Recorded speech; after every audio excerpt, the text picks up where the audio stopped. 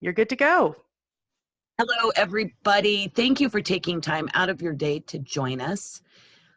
We're looking at ethics and some scenario considerations, some kind of specific instances that you might find yourself in. As we've continued and our ethics have evolved, we've discussed what ethics are and how to build your own ethical code. And this would be kind of a natural progression after that. As practitioners with financial counseling, we often try to tell our clients that once you do a budget or once you do a spending plan, it's not a static piece of paper that you just put in a drawer and forget about, that it needs to evolve, it needs to change, you need to look at it. I think that that is very similar with ethics. We don't just form ethics and march down the road. We're going to be confronted with them in big and small ways. And so we need to take time to consider those possibilities from different viewpoints and to practice our ethics, because we can't know everything and we don't know when something might rear its ugly head, but we can be as prepared as possible. So with that being said, we're looking at the general principles today of ethics within government and specifically DoD, which is where I come from and where I love. And so there are a few facts before we get into the scenarios that I want you to consider. Before I launch into a few of these, please remember that this is interactive. So when I ask a question, I'm expecting answers. Summer is going to assist with some of those answers. And if you have questions or concerns that we might not get to today, it's okay, because we'll follow up on those. But I expect participation, please. So when we're looking at the general principles of ethics, we want to consider that public service is public trust. And that should be a given, especially if you watch the news for 10 minutes every night. Whether perception is reality or not, we have to be careful of perception as well. And we want to not only maintain, but continue to earn the public trust of those who help supply our jobs and salaries. We want to make sure that we steer clear of any financial conflicts of interest. That should be a given. Do not use government resources for non-government work. And I think this applies to anybody, not just government. If you work for university system, if you work for any entity, you don't need to use those resources for the work that's not related to that. No gifts. No asking for or giving gifts. We're going to get into this one in a little bit more detail in one of our scenarios, but it's a basic start. I think a great principle, if you get muddled down and can't remember all of these, is basically an honest day's work for honest pay. While we focus on the general principles of ethics within the USG DoD, I think some of these principles extrapolate to our personal and private lives and other places that we serve or need to build or lend our trust. No promises that you shouldn't make. Again, no use of government, and that means government resources, government facilities, anything like that for private benefit or private use. No preferential treatment of any persons, either those that are authoritative over you or subordinate. No preferential treatment. Try to treat everybody fairly. Protect the federal property that you're entrusted with, whether it's a laptop or desk or office space or a building. Do your best to do that. Again, let's look at avoiding any conflict that include outside activities that conflict. And kind of the big one that nobody feels really comfortable with is to report the waste, fraud, or abuse that you've witnessed and can substantiate. So let's start with some practical scenario questions. These are going to level up a little bit. We're going to start with some easy ones. They're a little vague so that you can perhaps modify or use for your own purposes. Your boss is simply amazing, and it's their birthday. Your coworker starts a collection for a gift certificate to honor your boss. It seems innocuous. So I'm curious, is this allowed at all? I'd love Feel, to hear your answers. feel free to answer in the chat. I will be translating. I'll be telling Heather what's posted in the chat. So far we have no. Somebody did say yes, but as long as it's a limited value, more as a thoughtful token of appreciation. Shouldn't be allowed, but we see it often. Technically, I like probably that not. answer. Uh, it's okay as long as it's under $25 for a DoD civilian, up to $20. Not allowed, but done anyway. Bunches of no's. Yes, as long as it's voluntary in small amounts, and absolutely not. It happens. I think under a certain threshold, depends on company policy. Absolutely. So if we look at it, here are the answers. Technically, it's not allowed within USG DoD, especially not if it's a superior or subordinate position. That can look, or the perception ethically can be garnering favoritism or showing favoritism. And we've talked about the fact that we want to treat everybody the same, no preferential treatment up or down. It can be okay if perhaps, and this is a sticky wicket, that a personal relationship exists. So Summer is my boss, and we have known each other. I truly think Summer and I have known of each other for at least 6 years. And so it would not be out of line for me to send her a birthday card or a gift certificate. And I could do that even though I'm her subordinate, but typically it should be done privately. There are exceptions made if it's a special occasion. A birthday is not considered a special occasion. By guidelines, special occasions are infrequent events, and the assumption is we have a birthday every year, so that doesn't make it infrequent. So a special occasion could be in the military realm, change of command, promotion, retirement. Some of those things that don't happen very often. And if it is not under a superior or subordinate relationship, and if it is a special occasion, again, some of you had referred to in the chat a reasonable amount. If the gift is reasonable and appropriate, typically for a retirement or somebody PCSing, you'll see a guide on or something that represents the unit that they had just finished serving, that would be reasonable and appropriate. It would meet the special occasion criteria. It's not exacerbating or emphasizing a personal relationship, and it's not alluding to superior or subordinate. Now, it's really, really critical as we talk about some of these examples and we go through them, that there are going to be specificities for each entity that you work for or with. And we'll talk a little bit at the end about being prepared and how to know those. But these meet the general criteria. Any objections or concerns being raised, Summer, before I continue to the next scenario? One person has pointed out if you work with the military, she recommends checking any proposed gift with the legal office just to be sure that you're not violating any ethical rules. And somebody says if it's a personal relationship, give the gift privately. Absolutely. I love that. Let's move on to one that is very familiar. And I pulled one from my personal history as a counselor. I assisted a client, and they were very, very grateful when they returned for their final visit with a gift. They'd actually seen a picture on my desk of me on vacation, and I did happen to be in a vineyard. And they gifted me a very expensive and lovely bottle of wine. In our realms, I will ask you again, is this allowed at all?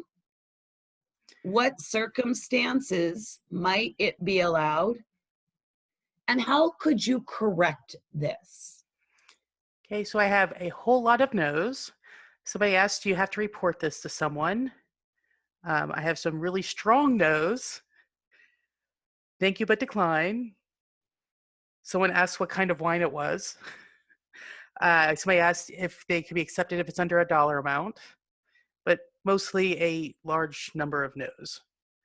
Okay, for those of you, just for a little fun note, for those of you that are wine connoisseurs, it was a small batch from a very tiny vineyard of Merlot. What if it's not expensive bottle of wine? Same scenario, but it's homemade chocolate chip cookies on a really nicely saran wrapped paper plate. Does that make a difference in the gifting? This is where I really want to challenge you because, as somebody had mentioned earlier, sometimes it happens quite frequently, even though it shouldn't. And sometimes we might dim down the ethical regulation or the ethical consideration or regard because homemade chocolate chip cookies don't seem as glaringly obvious as an expensive bottle of wine. What are the thoughts on chocolate chip cookies, Summer? So we still have some no's, although one person did own up that they've accepted these before and hope they didn't mess up. Somebody said that they got a box of chocolates and shared with the office. I have yeses, I have no's, certainly a lot more uncertainty here. Sharing Okay. with the office seems to be popular.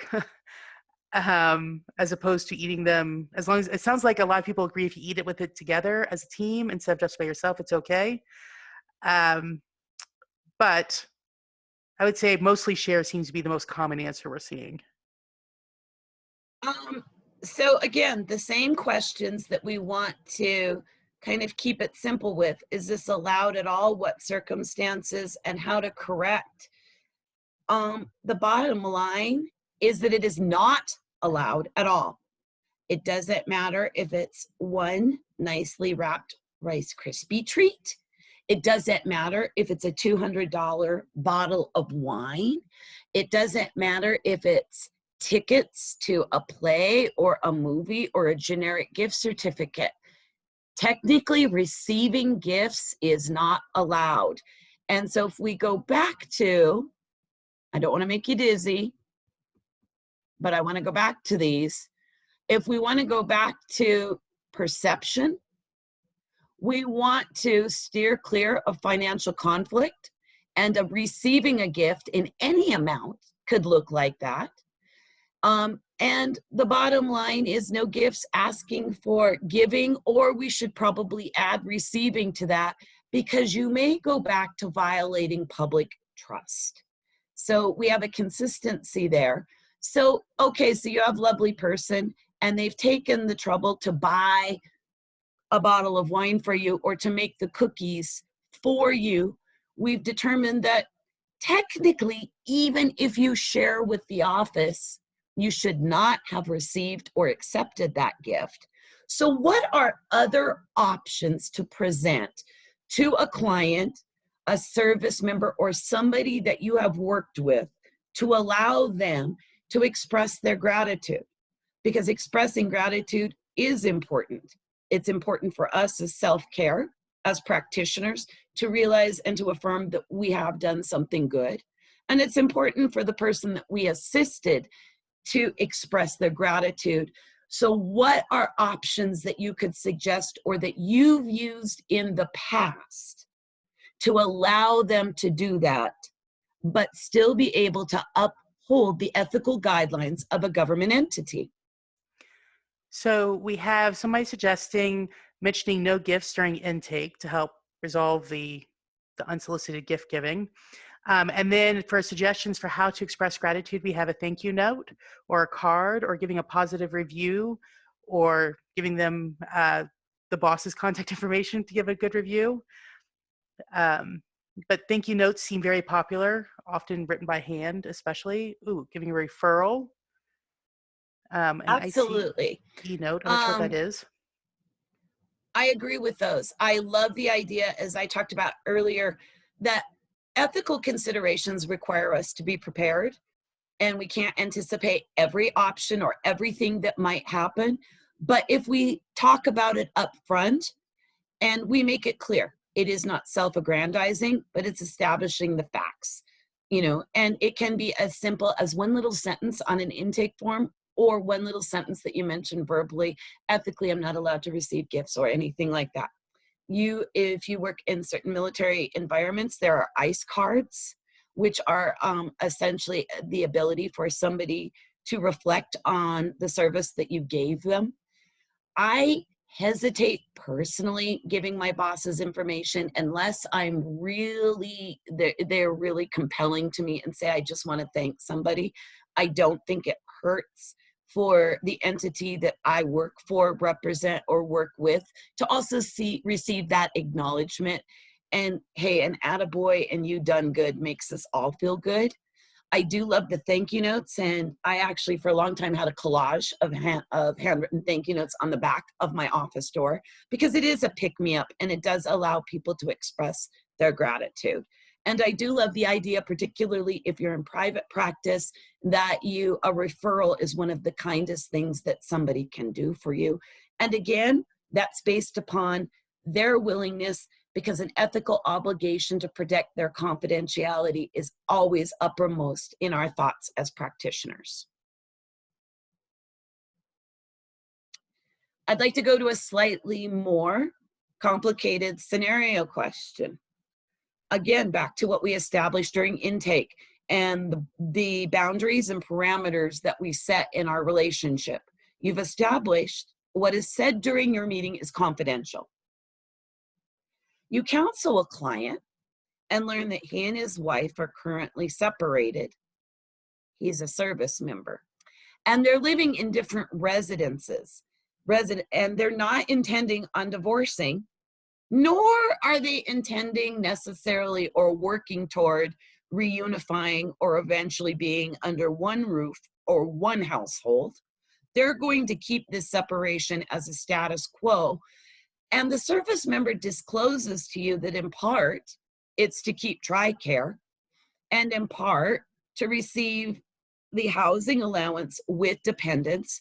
And depending on what branch or what installation you live on, it also prevents he won't have to move back into the barracks. This is not an uncommon scenario. There may be tiny nuances that are different. And this even applies to private practice people who are working within military installations or within DoD or USGA, assisting those people. There are several ethical dilemmas here. This scenario I chose specifically because it is common, but it also gives us an opportunity to examine where, as practitioners or counselors or financial educators, where is our responsibility and where is their responsibility? So off the top of your heads, as I see that some of you are typing, what are the first thoughts that you have regarding these ethical dilemmas? Okay, so we have they are required to report to the director regarding misconduct unbecoming to the service member. So this could be something that might have to be reported, although someone else says technically this is not illegal because the service member still has a dependent for whom care must be provided. There's tension with confidentiality standards, especially for those who are not actually in the military, even if they might be working with a military member. But somebody says at the very least, we have to tell the service member that what he is doing is wrong and that the money will have to be taken back. So somebody pointed out family needs housing and they are still married. Somebody suggested exploring a long-term plan of action and member ethics and impact on the spouse, potentially refer for counseling. Somebody mentioned self-report criteria. Somebody Absolutely. said doesn't apply to me, so not her ball game. But somebody else says this has to be reported because the service member would know that they are committing fraud. And somebody suggests always erring on the side of caution and reporting.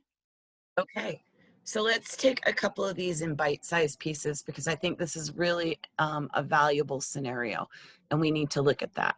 First of all, again, his choices. I've actually had a service member that didn't think they were committing fraud while they were doing this.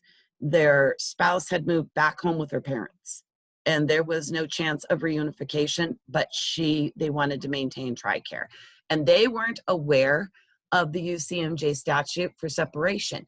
Now, let's also remember that we're excluding acceptable scenarios where there may be a TDY or there may be a TCS for schooling and spouse or service member is separated from their family because of attending school or because orders were dropped. We are not talking about the acceptable situations here. We are talking about no PCS, no deployment, no TDY, no actual justification or necessity for not living under one roof. And so we're looking, first of all, and I put his, and that's probably not fair, the service members' choices.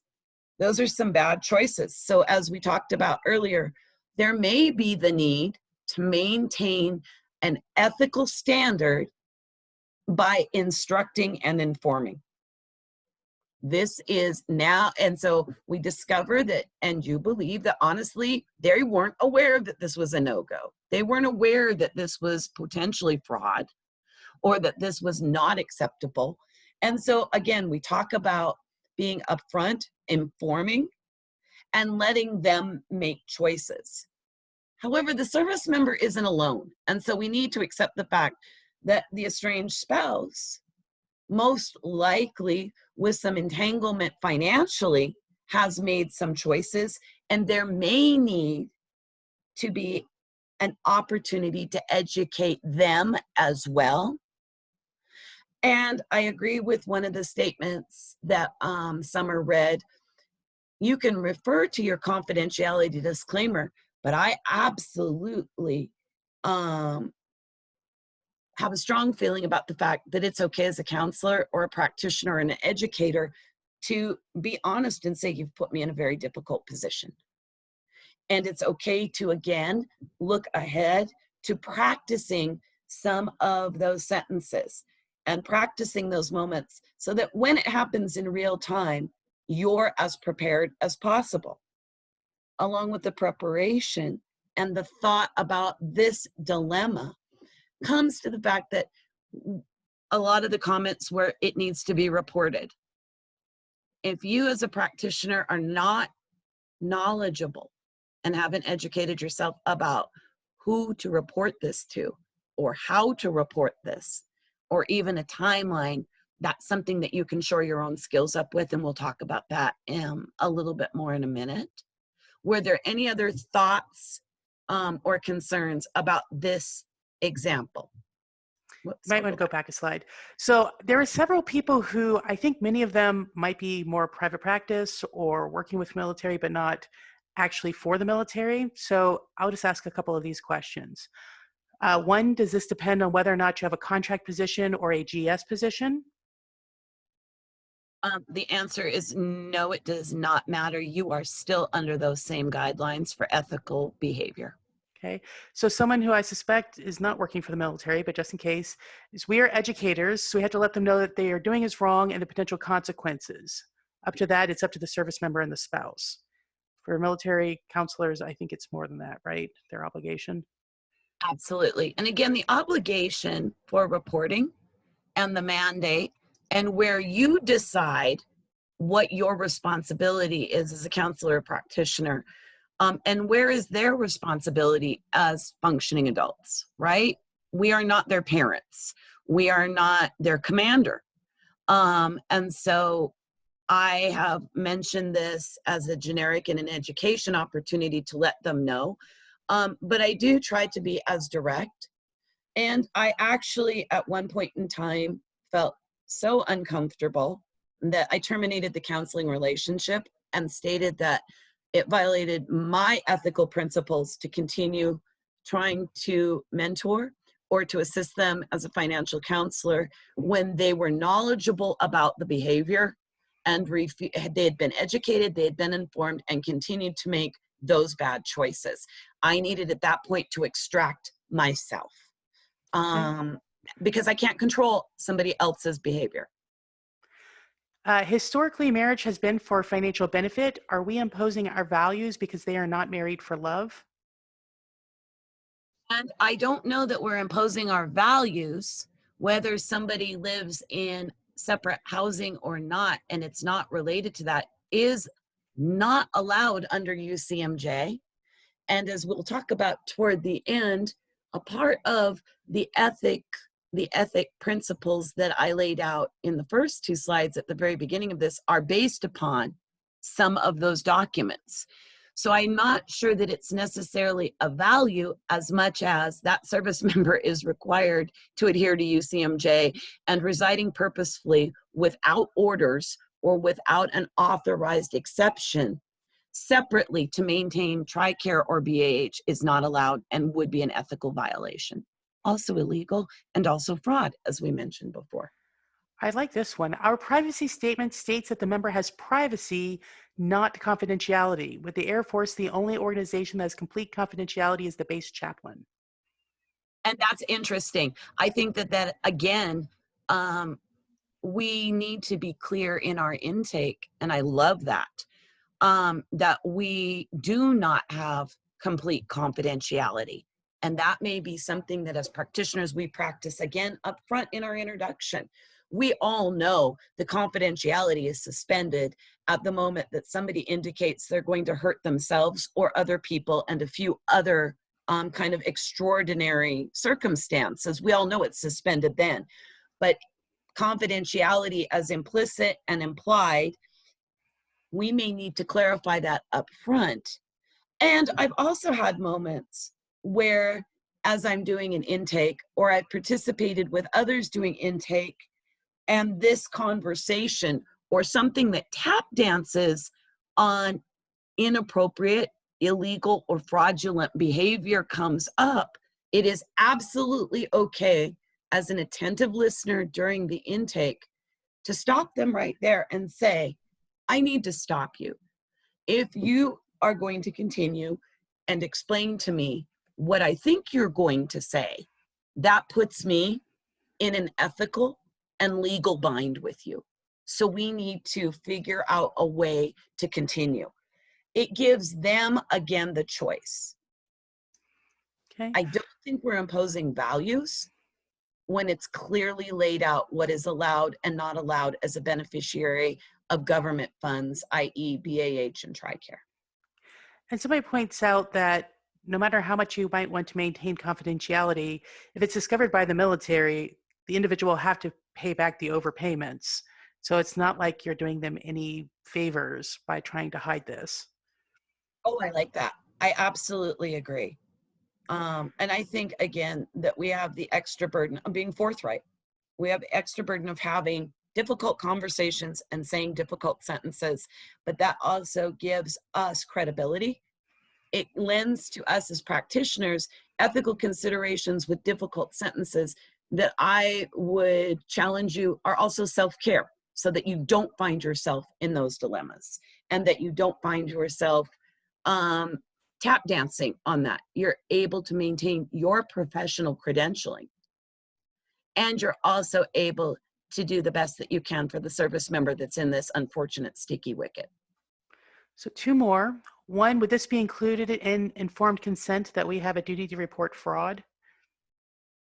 Absolutely. Okay.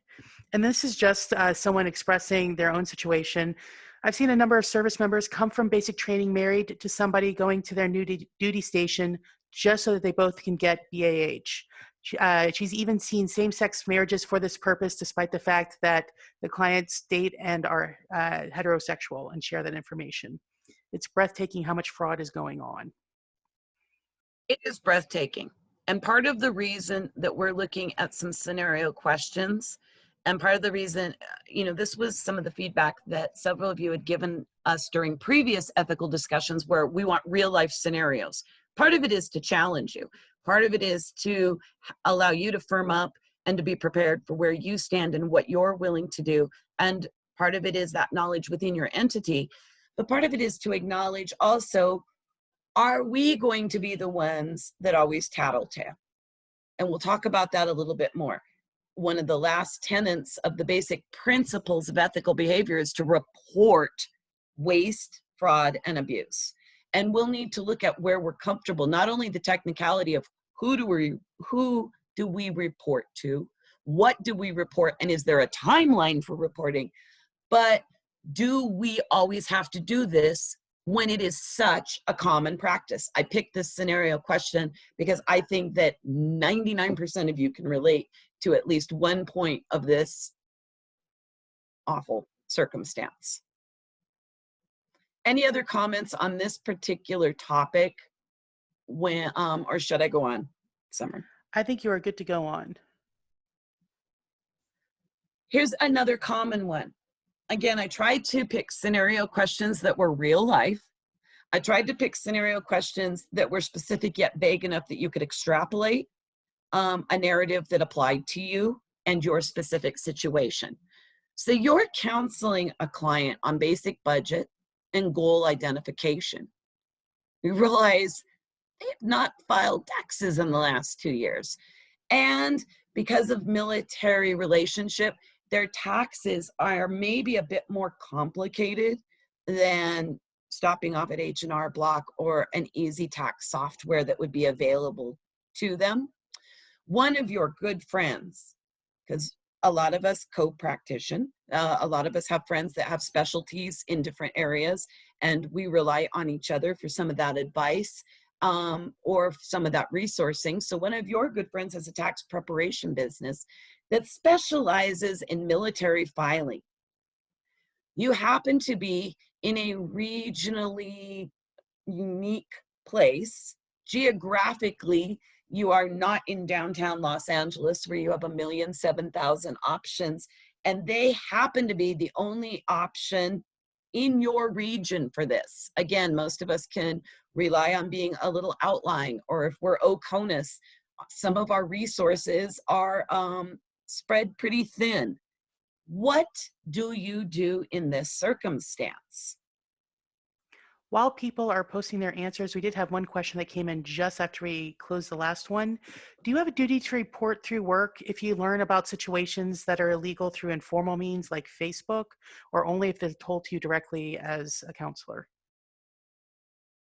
The first answer I have is you need to be able to substantiate that firsthand, and that's typically a requirement. Think about a worst case scenario where you might report an ethical or fraudulent violation and where you're adhering to your own ethical boundaries, and it goes all the way up the chain of command, or it even could result in legal action. You need to not have hearsay, and you need to be able to substantiate that. And so I hesitate with things on Facebook. I hesitate with things on Twitter or Instagram. I also have utilized the opportunity to pull that person aside and directly ask them with a statement pre-prepared that said, I'm concerned about something I saw X, Y, and Z. I'm concerned as I have engaged with you in a professional relationship, most often for the people on this, for financial assistance. And this is tap dancing on my ethical boundaries. And so I don't tend to report what I see on social media, but I do tend to go directly to the source. And again, there's a little bit of a cycle. Go back and inform them, educate them, let them make some decisions, but you are also always welcome to terminate to maintain that boundary. Okay, so with regards to the current question, generally speaking, everybody says, for the most part, you're not allowed to refer, and then they all mostly recommend Military One Source, and a few are recommending other free online options. Okay, so most often we do not refer. Certainly, we never refer if we receive payment for that referral. Do you have the opportunity to refer if you disclose, again, in a forthright conversation, your relationship with that practitioner, that tax specialist? Does disclosing your relationship up front change the do not refer for any of you? There's a whole lot of no's. In fact, no seems to be the universal answer. I'm going to go with that. I do not refer, even if I disclose my relationship. There are some entities and there are some allowances where disclosure of a previous relationship, professional or personal, does allow for a referral. The reason being that a referral then allows the client, back to the fact that they're adults and we're not imposing our will, it does allow them to make a choice that's fully informed with your integrity and ethical value intact. Hopefully that made sense to everybody.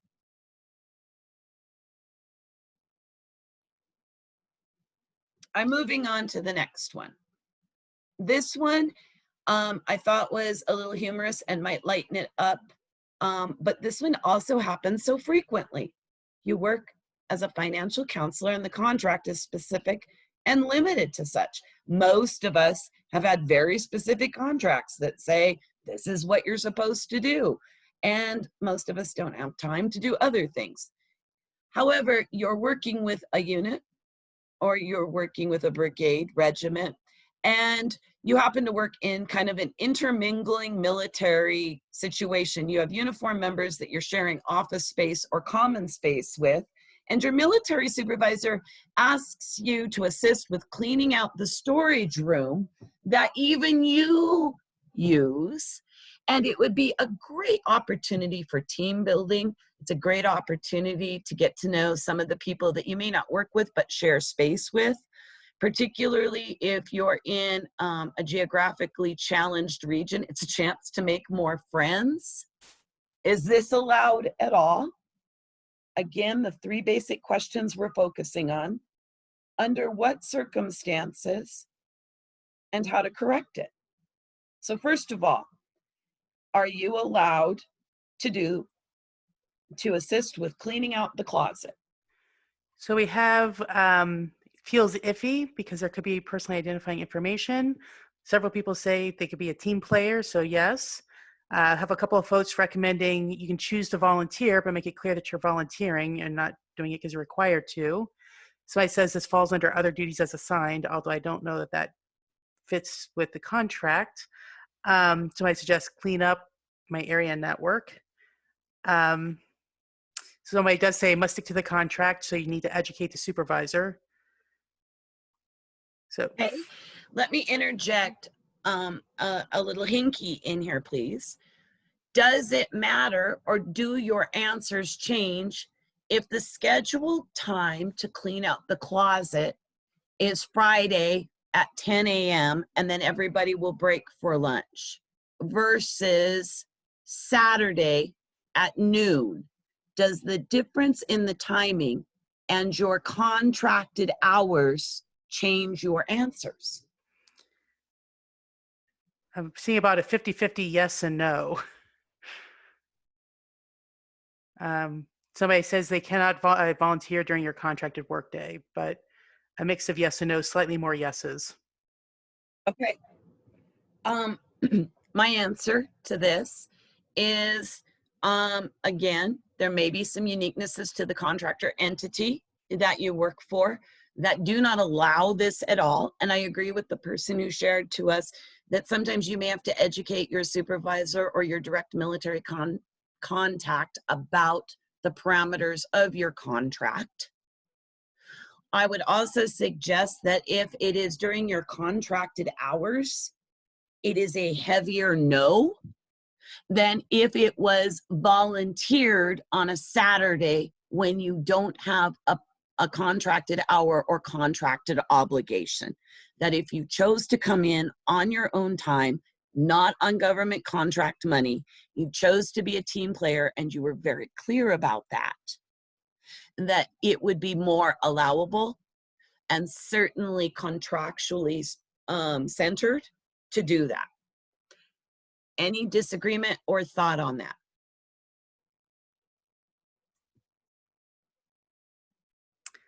But if it's an expectation that everyone volunteers, it's a no either way.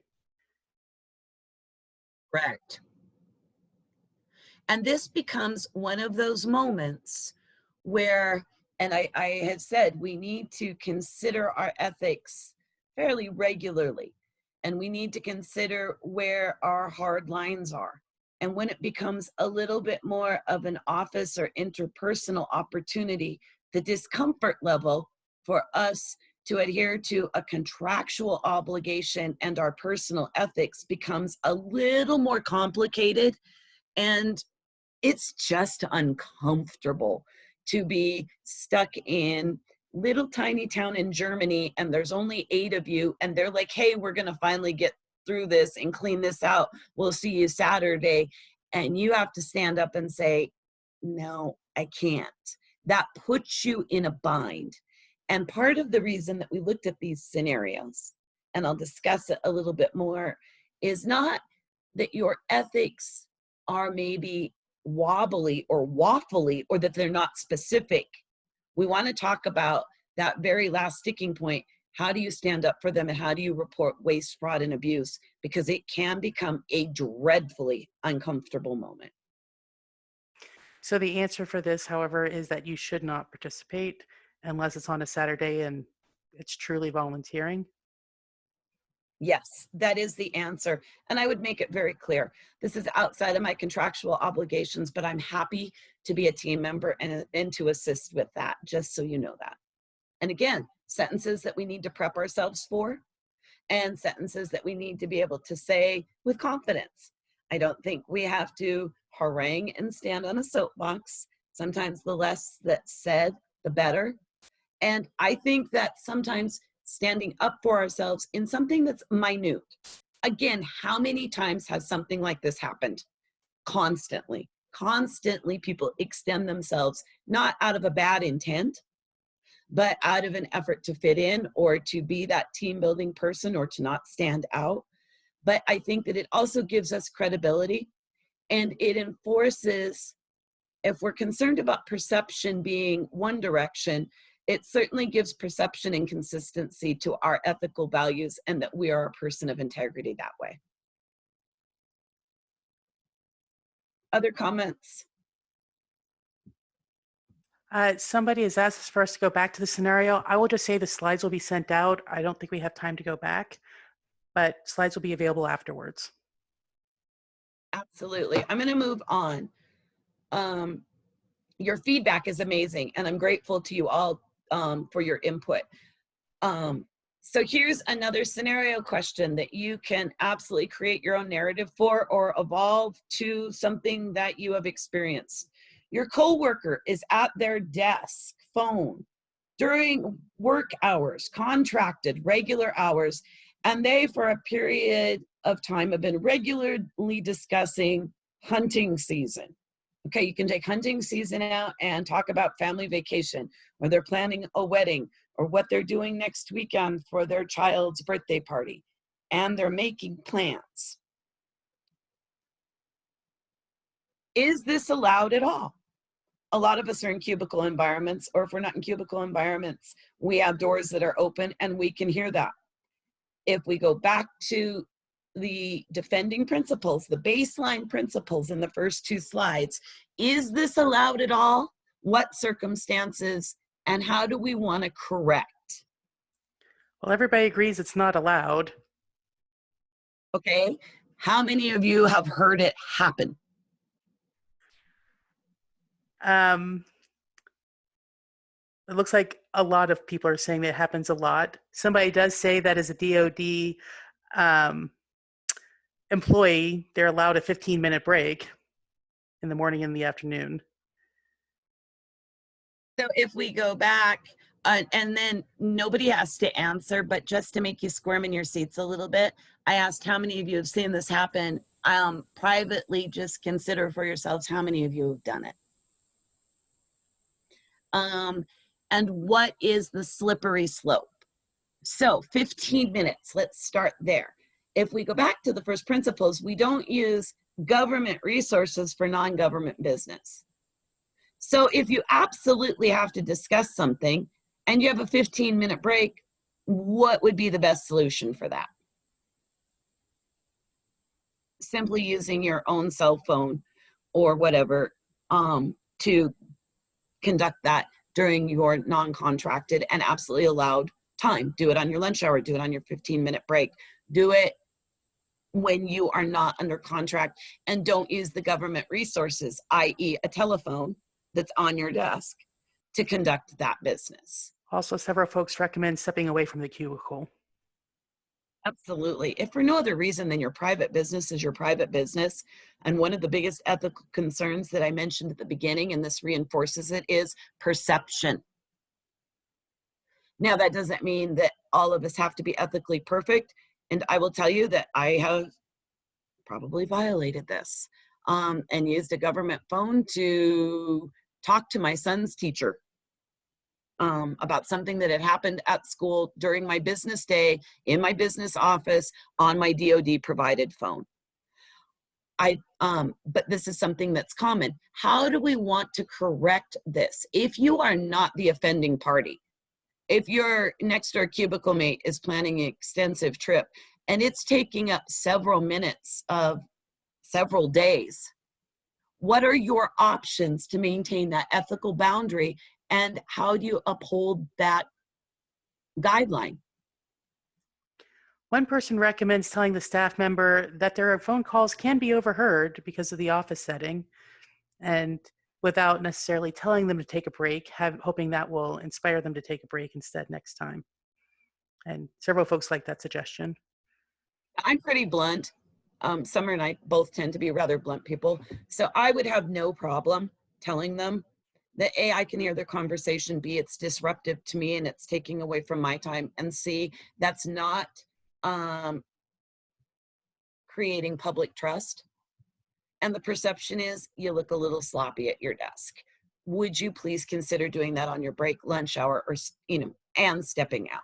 I don't have a problem with that. I know some of you have much gentler spirits than I do, and so that would be difficult. Again, this is an opportunity for you to practice, give consideration, perhaps even script something that you might say so that it doesn't feel completely and totally awkward. It doesn't feel just out of bounds. It can feel icky, back to that personal thing about, no, I'm not cleaning out your closet, I don't care who you are. But if we practice that, it establishes again and reinforces that perception that not only do you hold yourself to an ethical standard, but those that you work with. And it can also be an assist to them. Hey, this could kind of look bad, and I don't want you to look bad. I don't want there to be a bad perception that you're not adhering to the USG or DoD ethical guidelines. It can be an opportunity to inform and to maybe share that you're looking out for them. Questions or concerns on this, Summer, that I need to address? No, the general people tend to agree.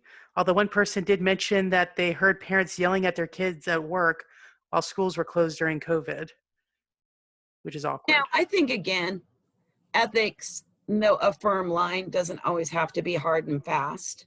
I did have a coworker who had found out her father had just passed away, and in a moment needed to try to connect some dots and was momentarily incapacitated. There's no way her legs were going to lift her up out of that office and walk. She was devastated. So I think there's compassion and consideration.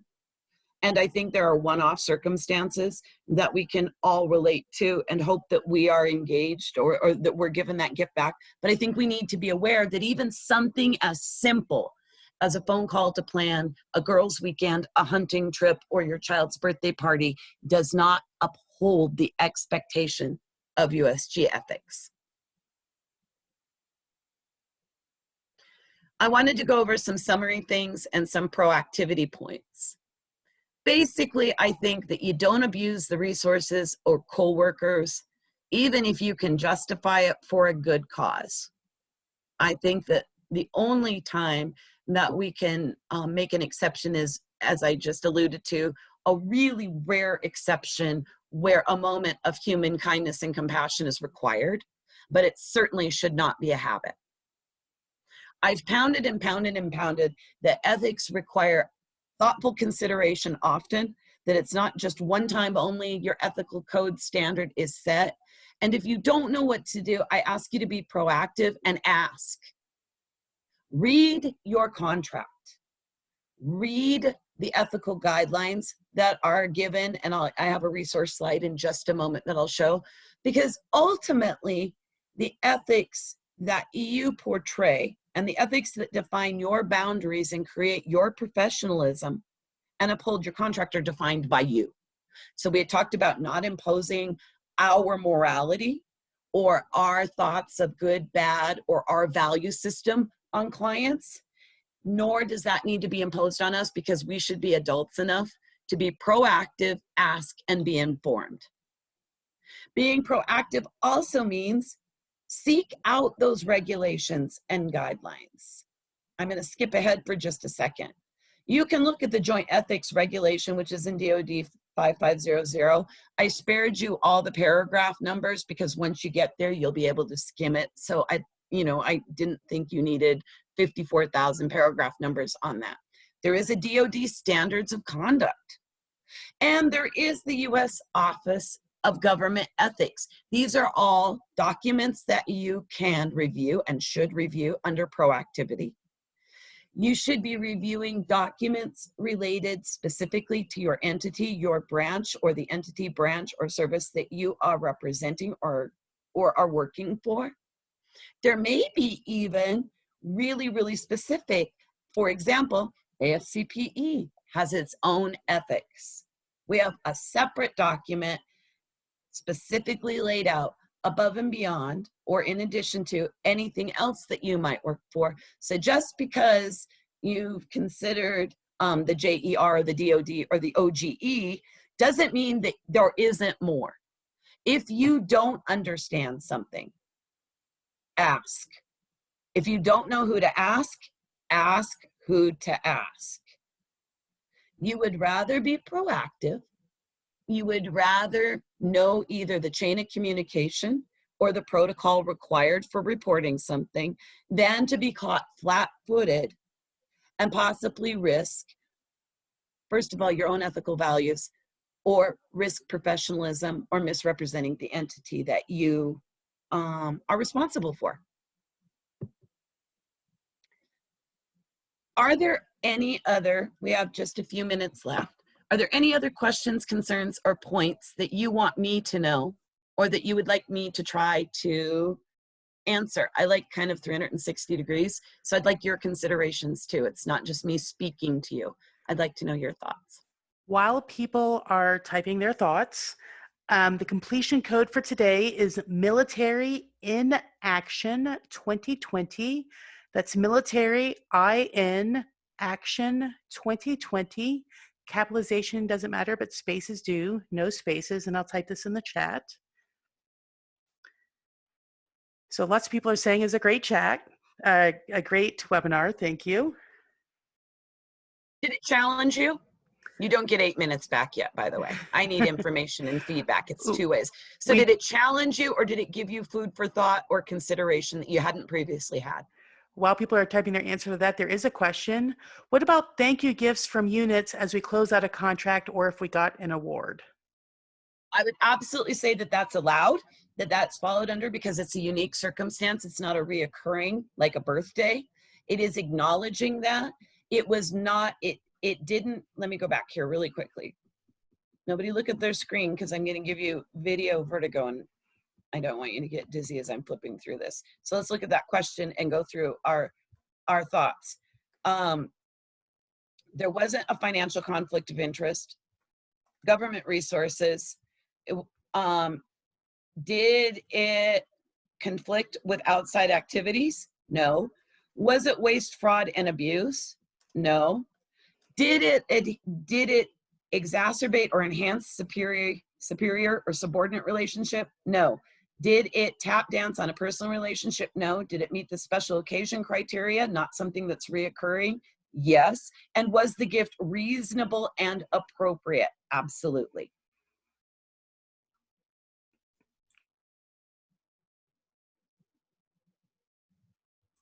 We had a lot of people saying that they were challenged, a lot of tough scenarios. They really liked the format. They really liked the scenarios.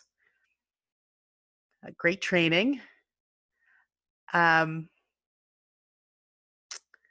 Somebody said they were tripped up by the cookie example, so definitely food for thought.